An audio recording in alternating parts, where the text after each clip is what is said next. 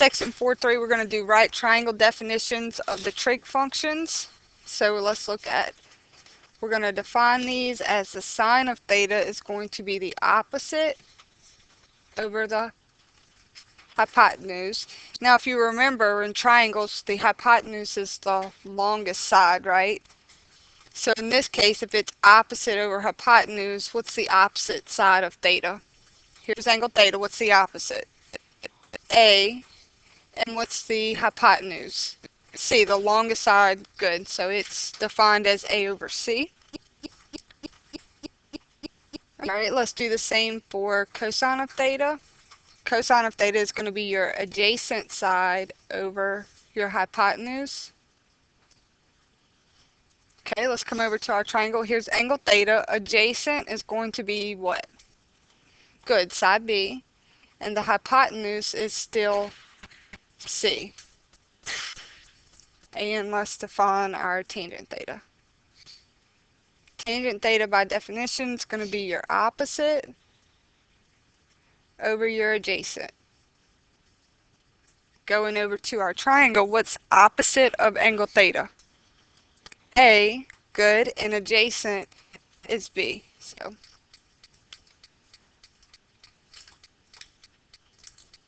now we have the other 6 trig functions. So we have cosecant theta, okay, which is just your hypotenuse over the opposite. We come to theta, what's the hypotenuse? C, and the opposite, it's A. So we have C over A. Our next one is secant theta. Secant is defined by the hypotenuse over the adjacent,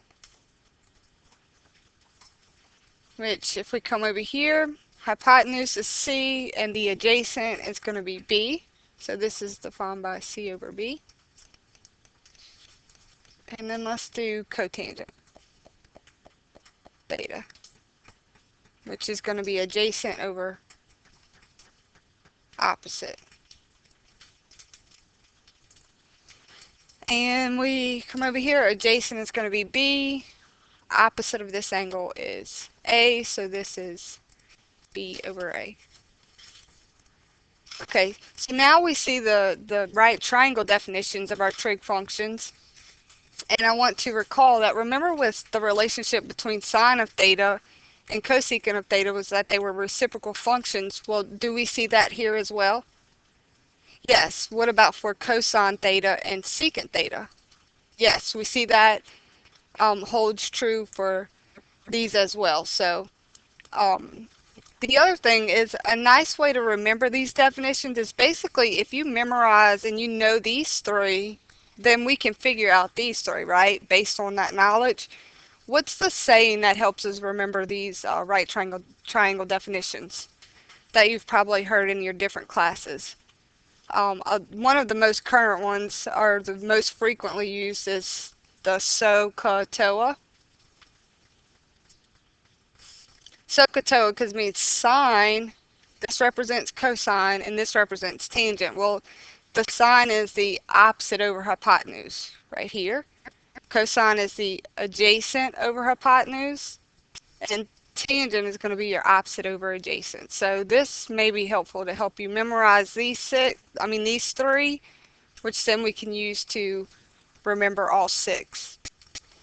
Alright, now let's actually use this and apply it to this particular example in number 2. So find the value of each trig function of theta. Before we start, this is a 5, this is a 12, and this is just a C.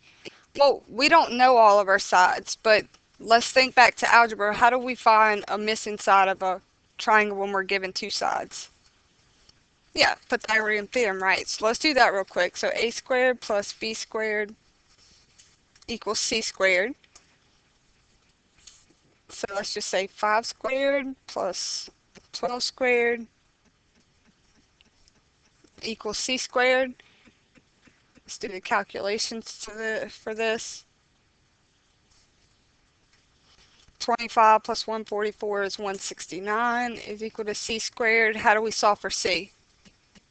Good, take the square root of both sides. Square root of 169 is just going to be plus or minus 13, but of course this one's just going to be the positive value in this case. So we find out that c is equal to 13, so I'm going to put these in black.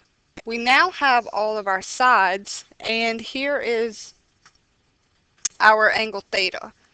Well, now we can solve for all of our trig functions of theta. So I want you to tell me what is sine of theta. Sine of theta is going to be your opposite over the hypotenuse. So here's theta. What's opposite of this? 5. And what's the hypotenuse? Always the longest side of the triangle. So good, 5 over 13. Let's do cosine. Cosine of theta is the adjacent over hypotenuse. So the adjacent side is what? 12. And the hypotenuse side is still the longest side, which is 13. So 12 over 13. Tangent theta is equal to your opposite over adjacent. So what's opposite of theta? 5. And what about adjacent? 12. Okay, so let's come back up here and we have cosecant theta. It's going to be, we can just simply use the reciprocals of these, right? Once we know these, and it's when they're simple whole numbers, that's a quick calculation. So 13 over 5. Or you can use the definitions by applying these values up here. Either way, you should get the correct. Secant is going to be 13 over 12. What would be the only fault in using these values and then reciprocating it? What would be the only fault in doing that? Yeah, if you make a mistake on any of these, it's going to cause you to make a mistake on these as well. So, like I said, we understand which ones, the risks that we take. But I guess it depends on how confident you are at finding the first, the sine, cosine, and tangent, if you want to apply that or not. Alright, so let's do the same thing for problem number 3. This side, we don't have any of the sides, so the previous problem we were able to use Pythagorean Theorem because we were given 2 sides and not the third. But what do we know specifically about a 45-degree angle? And we can also see that this is a 90, so that means this is a 45, 45, 90 in one of our special triangles, so we know that these have sides of 1, 1, square root of 2. Based on the triangles that we worked with in our previous lesson. Okay, so now let's use these values, and I want you to fill in the 6 trig functions over here. Okay, so I just wrote them bigger over here so that we can see them. The sine of 45 is going to be opposite over hypotenuse, so opposite is 1 over the hypotenuse is going to be square root of 2. And let me do this, the work. And we can come right here and we get 1 over the square root of 2. Which then you rationalize the denominator by multiplying by the square root of 2 to the numerator and denominator, so it simplifies to this. So our sine of 45 is going to simplify to square root of 2 over 2. Alright, cosine is adjacent over hypotenuse, so adjacent is 1, hypotenuse is the square root of 2, which gives us this value, and we simplify it to square root of 2 over 2.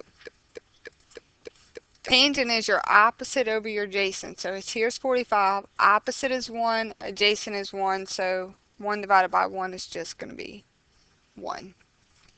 Okay. If we use the reciprocal of these this time, or we can just do our definitions. Let's use our definitions. This is going to be hypotenuse over opposite. So the hypotenuse is square root of 2 over opposite, which is 1. Just gives us square root of 2. Okay, if I use the reciprocal here just by chance, that would give me this 2 over the square root of 2, and I would have to rationalize. So in this particular case, it's easier to just use a definition than it is to use a reciprocal, although that's an option. Either is an option. So whatever you're most comfortable with, as long as you're confident in these values, you can do either. Alright, so secant of 45 is going to be your hypotenuse over your adjacent. So the hypotenuse is this, adjacent is 1, so square root of 2 again. Okay, and then we have our cotangent, which is adjacent over opposite. Once again, so we have adjacent this time over opposite, which is still going to be 1.